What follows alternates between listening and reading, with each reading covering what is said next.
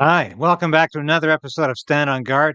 I'm your host, David Krayden. We got so much to talk about today, and there's so much to explore, but I'll be back in a minute to tell you exactly what that is. So we are in a very precarious position in this country. We need political change, but we also need to resolve to resist.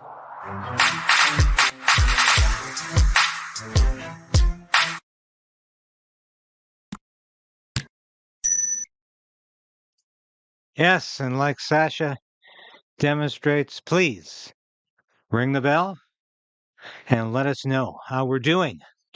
Like the station at the beginning of the broadcast, because that really helps us beat that YouTube algorithm. And if you haven't subscribed, please do. Sometimes you have to resubscribe. I know it's crazy. I know. I wondered myself, what is going on here? But I'm hearing this from a lot of folks. I'm hearing this from a lot of folks recently. So I think it is very important to make sure you are subscribed because YouTube will unsubscribe you. So I got that out of the way, thankfully. I always have to say that, and it's important to support the station because if you don't support the station, I can't stay on the air. But you're doing so. And I thank you. We're almost hitting 20,000. I think we will within the next couple of weeks. Just keep moving us forward. So, what is going on today? I was so wrapped up yesterday in reporting the news, I didn't have a chance to do my own broadcast. But, here we are. Yes, the Federal Court of Canada has determined that Justin Trudeau's invocation of the Emergencies Act was unreasonable, unconstitutional, unjustified, all of the above. So I think that's extremely important. Now, there's a lot of idiots out there on social media, and they are idiots to say that Justin Trudeau is going to jail or it's over. How many times? No, it's not over for Justin Trudeau, and he's not going to jail. He hasn't even been charged with anything, so I don't think he's going to jail. And it's stupid talk like this, is the clickbait talk like this, just provides Justin Trudeau with the impetus he wants and needs to clamp down on independent media and social media. So try to be honest with your headlines, please. What is going on here, though, is a rift in the establishment. And the federal court is part of that establishment. This is the second time in about 3 months the federal court has repudiated Liberal Party Trudeau government policies. First of all, they said that the single-use plastics policy was unconstitutional, that it was unreasonable. Same kind of language. Here, this is a landmark decision because the courts are going with the people and not the establishment, not the swamp, not the deep state, all of which exists in Canada. So it's very important to recognize this. I want to read what my friend and Freedom Convoy lawyer, Eva Chipiuk, said about this. She said, "The truth has prevailed. The decision reinforces what we have said the entire time. There was no national emergency, and therefore the invocation of the Emergencies Act was not justified. This decision also makes me ask the question I have been asking for the last 2 years.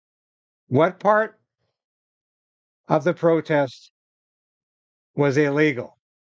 And where was it found to be illegal? I look forward to someone finally answering that question for the benefit of all Canadians."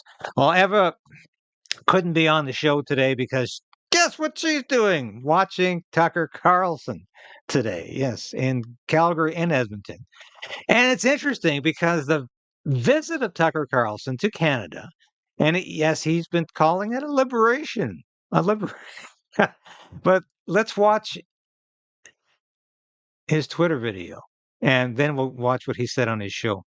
This is classic. In Canada, finally, we're standing on the commanding heights over Edmonton, Canadian Rockies on the one side, Prairie on the other. We came, as on D-Day, by air, but we came not to subjugate or enslave, but to enlighten and to liberate. We came to bring the fragrance of freedom to the rotting corpse of despotism, and never has a people needed it more, the Canadian people, oppressed by Justin Trudeau. But it doesn't need to be that way. These are the people who once brewed Molson, who commanded sled dog teams, who played hockey outside in the winter. They have it in them to throw off the yoke of totalitarianism. They need only to be reminded that they can. And they also need to learn it doesn't have to be like this. You don't have to be the country with the fastest declining standard of living in the so-called Western world. You can do better. You just need better leadership. So we hope to awaken them. Wish us luck.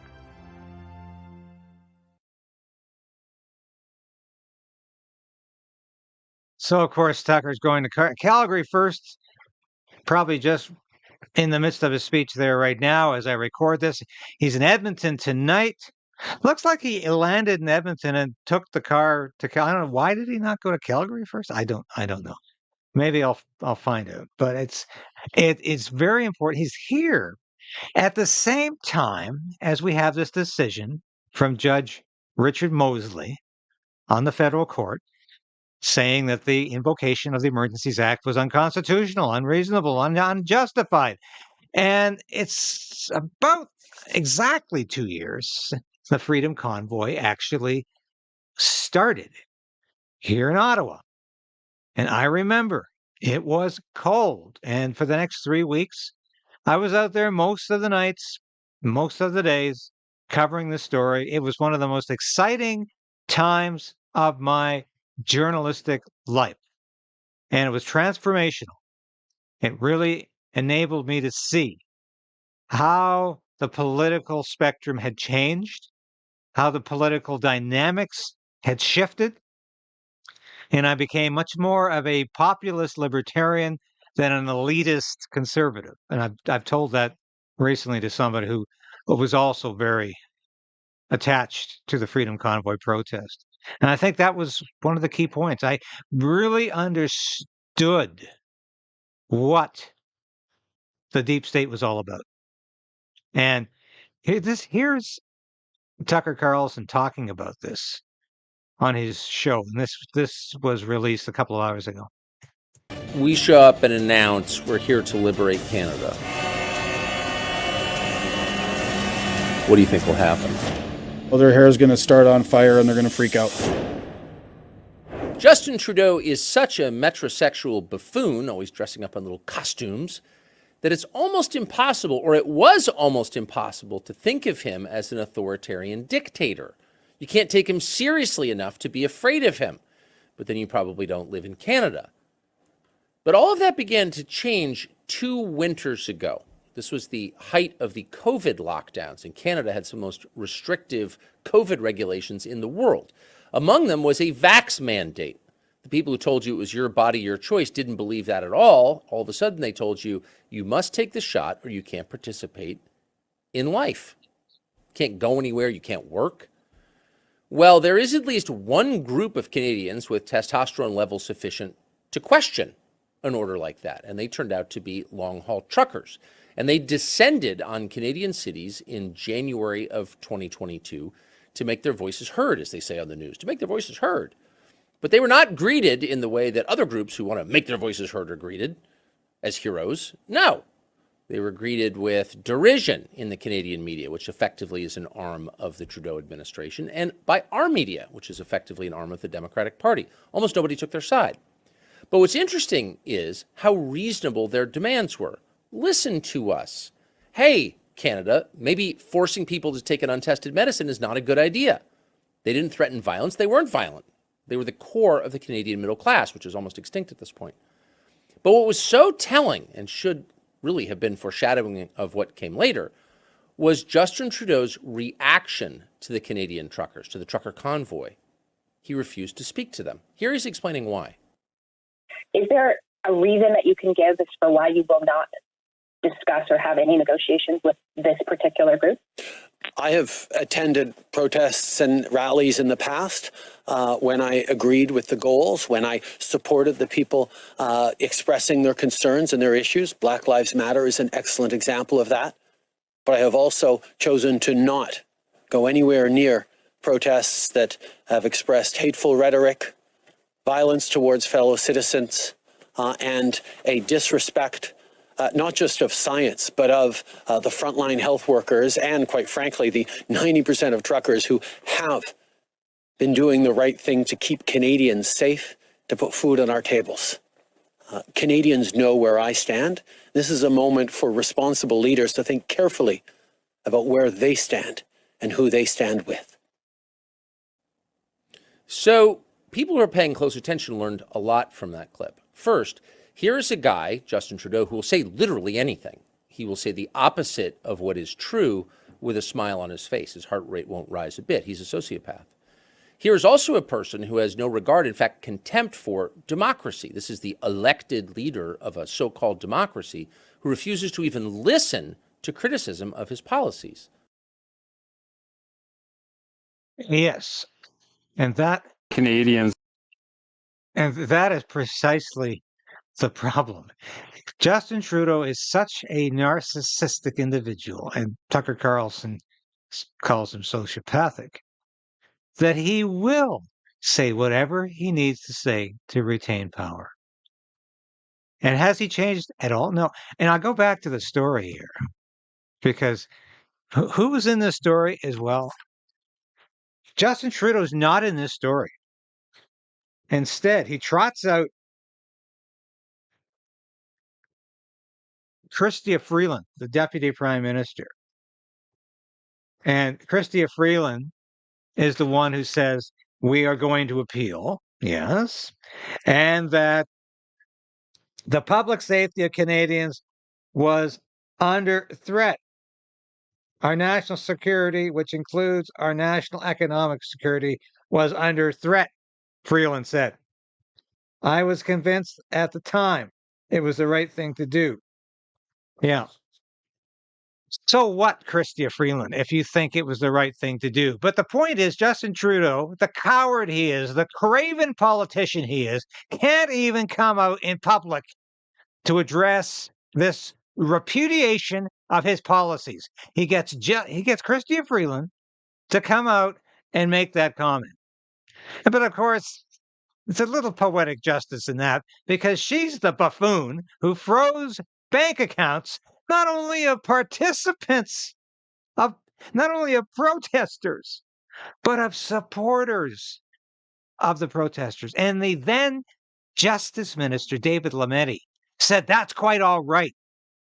Because if you're supporting Trump-style politics, you can expect to have your bank account frozen. That is bloody totalitarian politics, and it's unacceptable. And hopefully this decision will put a chill in any future government who thinks it can mess around with your bank account. Now, Trump style, where have you heard that recently? What is Justin Trudeau? He's put together a Team Canada to basically try to stop the election of Donald Trump. This is nothing short of federal election interference, foreign election interference on behalf of the Canadian government, the Trudeau government. It's unacceptable. But what is this all about? This is not a Team Canada. This is more of Trudeau waging war on ordinary people. It's a distraction. Donald Trump's a distraction. If he can continue to talk about MAGA-style conservatives, whatever that means, and it's nonsensical, it's rubbish, garbage talk. If he can talk about U.S. style this and that, the Liberal Party always brings that out of their box of tricks when they know the end is near electorally. If Justin Trudeau can point to Donald Trump and say, oh, he's a clear and present danger to U.S. democracy and to Canada, then maybe you won't be looking at the catastrophe he's created here in Canada. But to show you the obsession with Donald Trump, let's have a look at this ad. Then I want to address another issue. Trust you with their vote, given, not just the sort of ideological inclination in terms of taking the page out of Donald Trump's book, but what are you also talking about? What page? What page? Can you give me a page? Give me the page. It's corrupt. You have corrupt media in this country. We have seen an absolute meltdown by the bought and paid for media. We're spending $170 billion for faraway land. He'd rather spread falsehood about faraway foreign lands, Mr. Speaker. Our country is rigged, it's crooked, and it's broken. Everything is broken. The left-wing censorship regime. Their woke censorship ideology. We have to bring it home, right? Got to bring it home. Let's bring it home. What are you talking about? What page? What page? Can you give me a page? Oh, that's so effective. How stupid the Liberals are. How stupid their communications people are. How dense they are. How completely airheaded they are. To not understand that people love what Poilievre did to that newspaper editor. By facing him down, by demanding he clarify his questions, not make political statements. If you want to ask questions, ask a question. Stop using your time, interview time, making political statements that you can't even back up. Everything Donald Trump said there and everything Pierre Poilievre said there is factually true.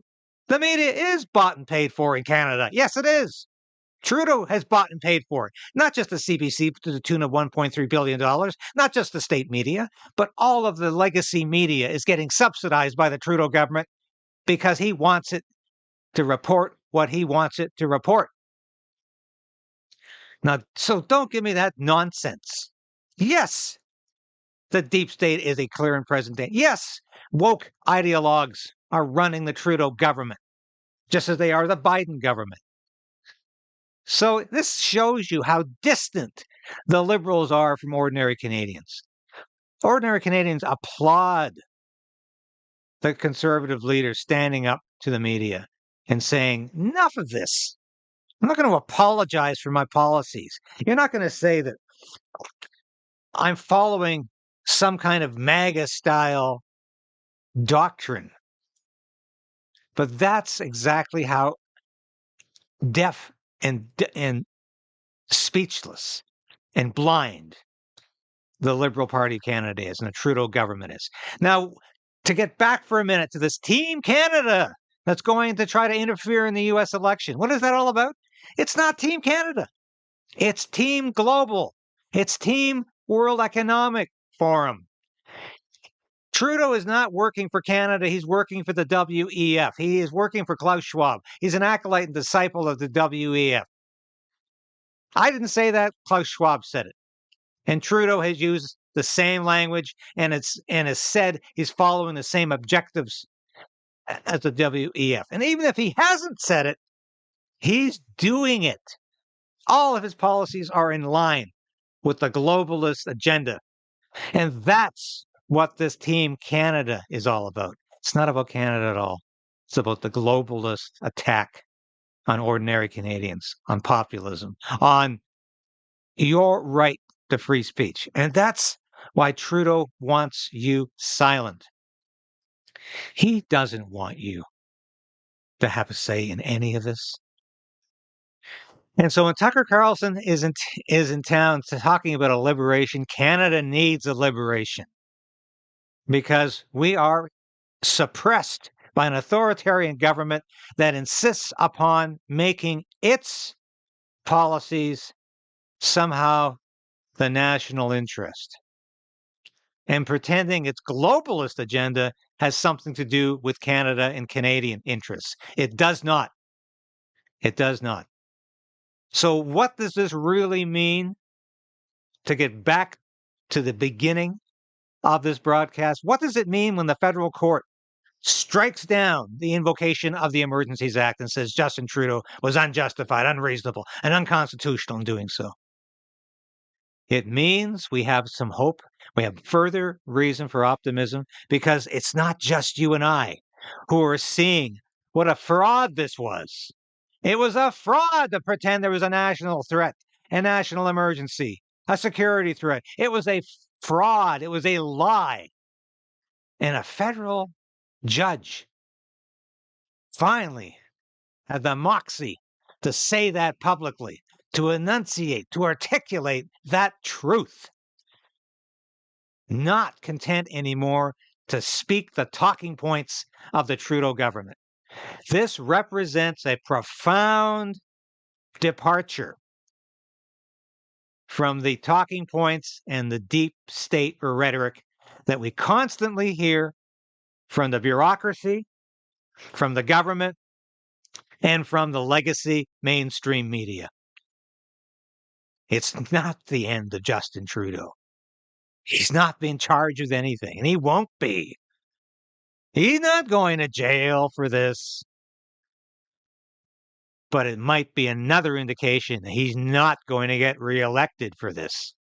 And he's going down to defeat because he's only concerned about getting Justin Trudeau reelected. And the Liberal Party is so out of touch with Canadians, they really do think the media should be running the show and that we should not be questioning Justin Trudeau's talking points, that they should just be left unchallenged. Well, they're not going to be left unchallenged here. And I tell you, this is a new beginning in many ways. So I'm celebrating Tucker Carlson's visit to Canada on the same day or one day later that a federal court made a common sense decision about a completely unethical and illegal invocation of the Emergencies Act to brutally suppress a peaceful protest was never something that should have happened. It only happened because we have a power-mad dictator, tyrant, running this country. And it's time to say goodbye. Thanks for watching today. I've been your host, David Krayden, for Stand on Guard. We'll be back again tomorrow.